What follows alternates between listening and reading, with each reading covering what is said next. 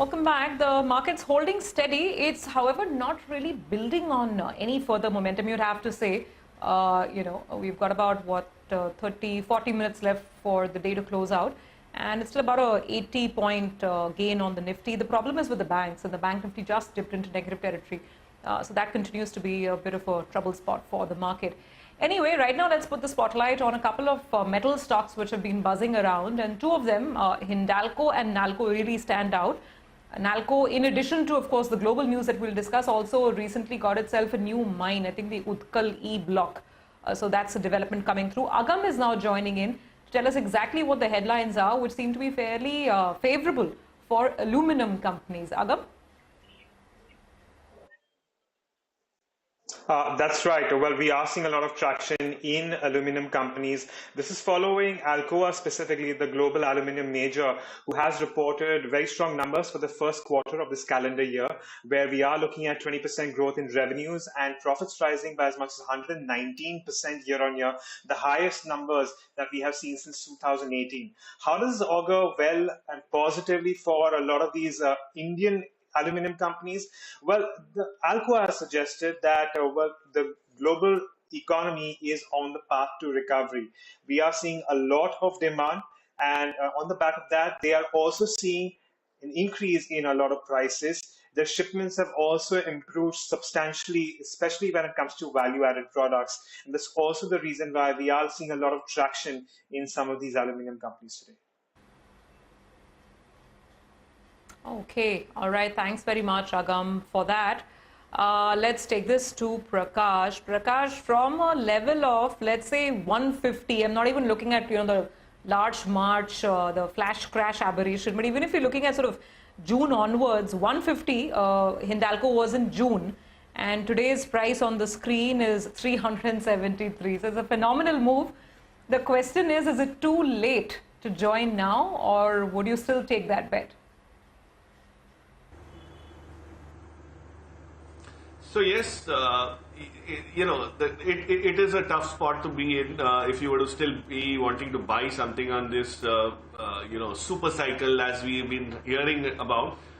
But Subhi, the interesting part is that some of these companies will continue to grow at a fairly decent, above average secular trend. Now, if you are happy with that consistent compounding kind of a benefit that you get when you buy into a Hindalco at 370 whereabouts, there's no problem, you could go and buy or add on dips. But if you're expecting a kind of pace that you saw in the last 12 months or last 8 months or something, that might be missing, because that re-rating is always the maximum when it starts. Now, of course, it's well discovered, you have so much of good news that's coming in.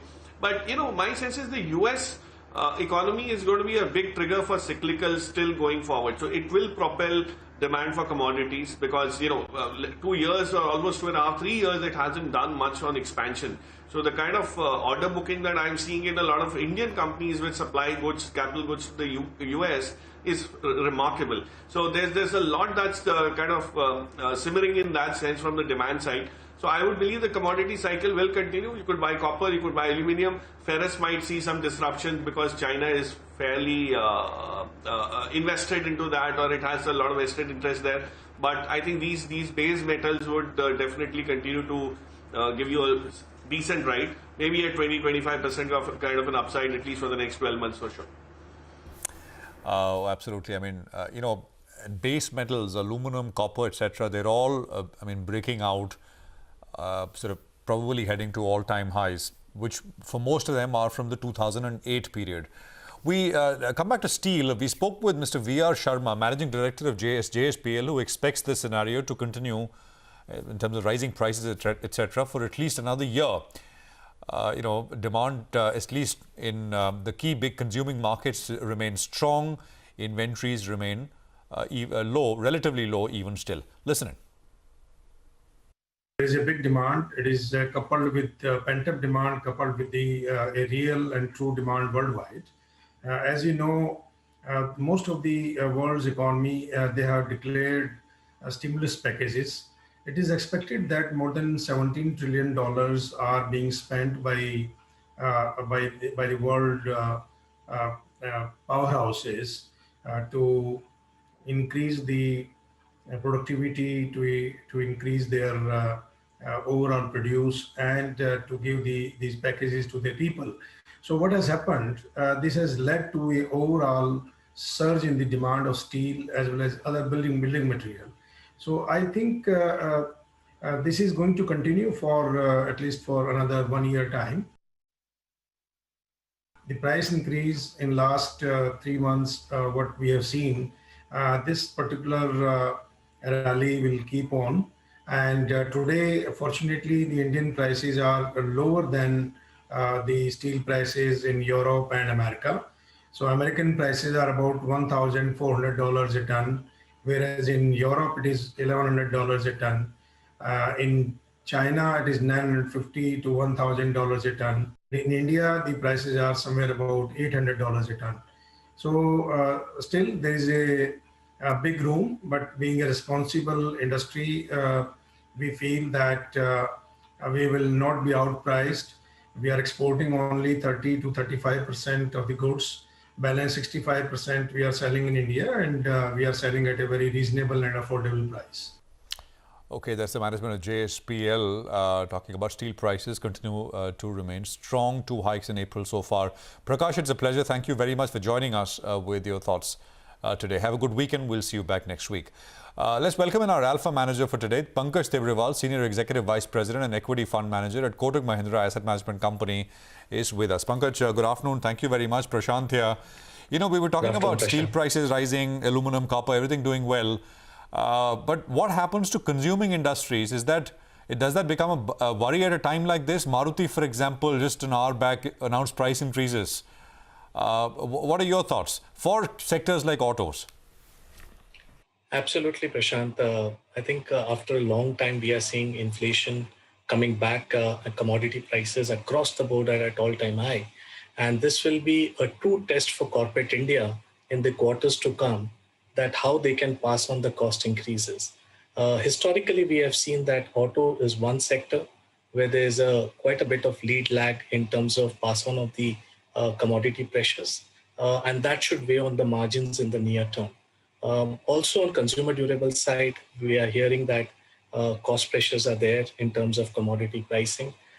So we have to see this next 2 quarters, how corporate India across the board passes on, I think, the cost increases. And hence we believe that it will be a stock pickers market. For after a long time, corporate India will see 4 things: inflation coming back, demand recovery, which was going on strong till March, and probably some waning off of momentum in April and May because of COVID cases. But demand recovery still continues to be strong. Balance sheets are much, in a healthier position after a long time of corporate India.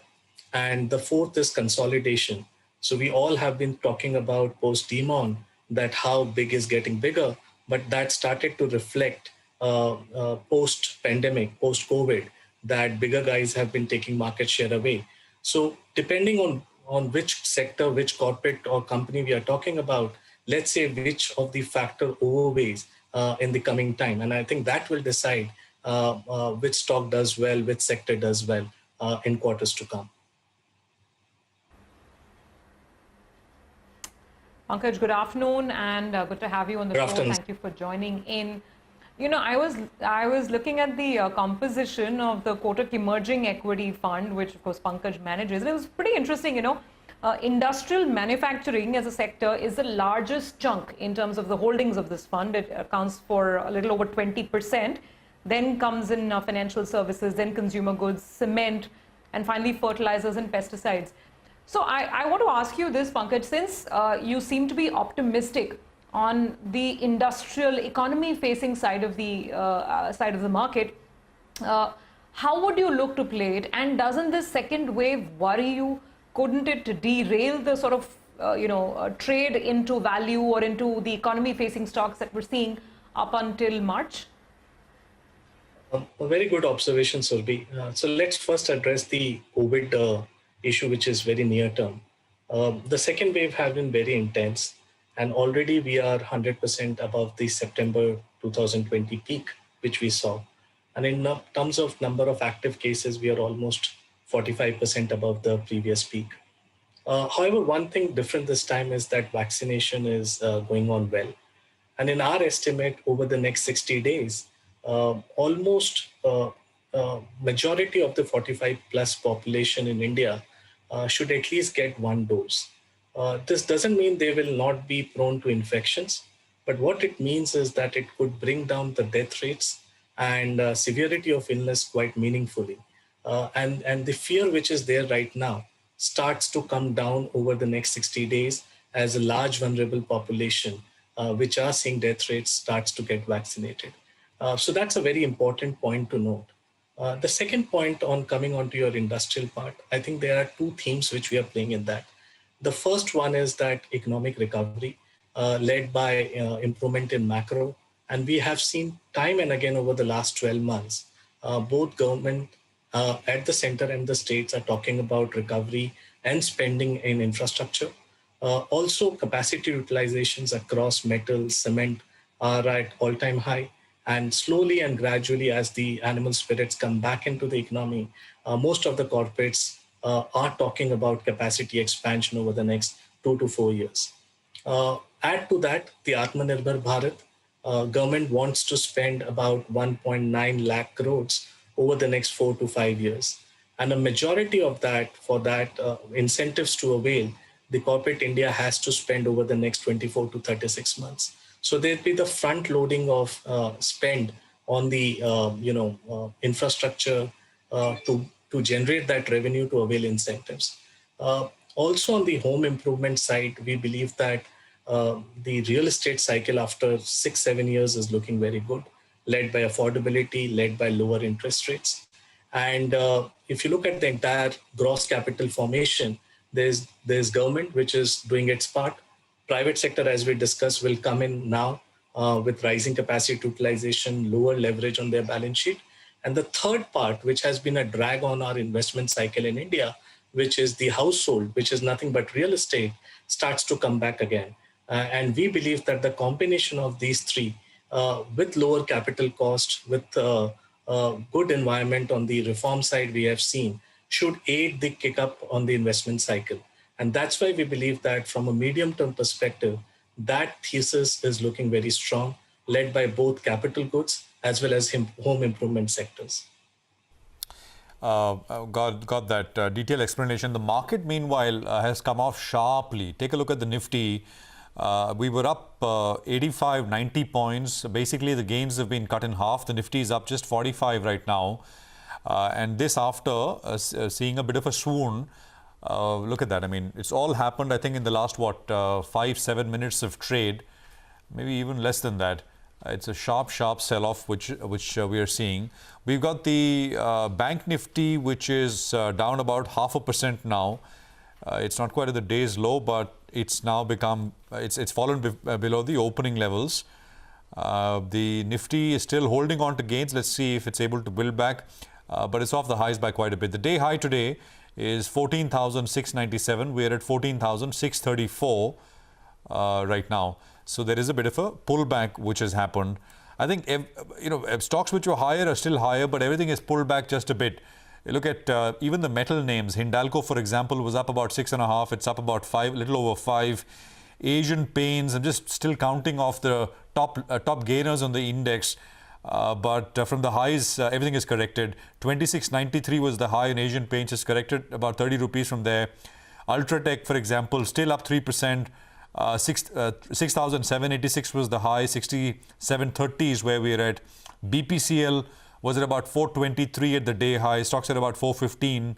I think Tata Motors will come up. The high was about 315. It's corrected 5 rupees from the high.